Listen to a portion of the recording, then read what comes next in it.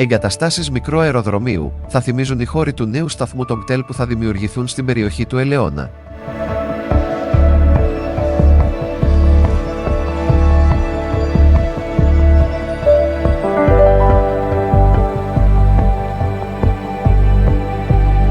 Πρόκειται να αντικαταστήσουν τους παμπάλαιους υφιστάμενους του Κηφισού και των Λιωσίων.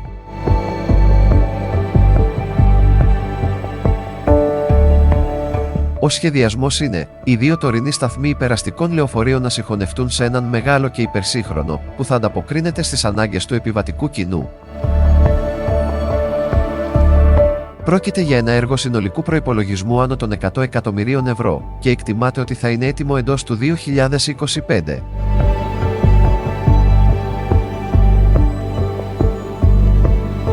Δεν θα πρόκειται απλώς για έναν σταθμό κτέλ με λεωφορεία που καλύπτουν δρομολόγια σχεδόν σε όλους τους νομούς της υπηρετικής χώρας, αλλά θα διαθέτει παράλληλα υπερσύγχρονες υποδομές όπως ξενοδοχείο, εκθεσιακούς χώρους, χώρους εκδηλώσεων και κτίρια πολλαπλών χρήσεων.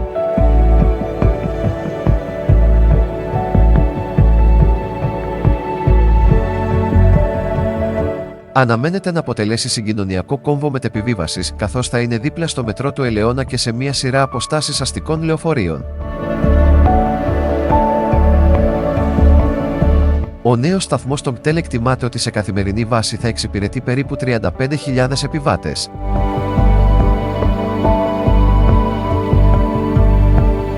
Έχει σχεδιαστεί με τέτοιον τρόπο, ώστε να αποτελεί συγκοινωνιακό κόμβο μετεπιβίβασης, καθώς θα υποστηρίζεται από το μετρό, από το σταθμό αστικών λεωφοριακών γραμμών του ΟΑΣΑ και από την αφετηρία λεωφοριακών γραμμών του ΚΤΕΛ Δυτικής Αττικής.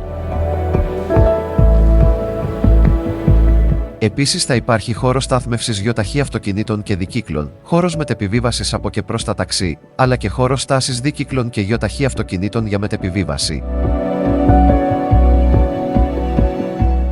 Με την ολοκλήρωση του νέου κεντρικού σταθμού υπεραστικών λεωφορείων, αναμένεται να υπάρξουν πολλαπλά ωφέλη, μεταξύ των οποίων θα είναι η βελτίωση των επιβατικών μετακινήσεων με υπεραστικά λεωφορεία, η δημιουργία νέων θέσεων απασχόλησης και η αναβάθμιση του οδικού δικτύου γύρω από το σταθμό.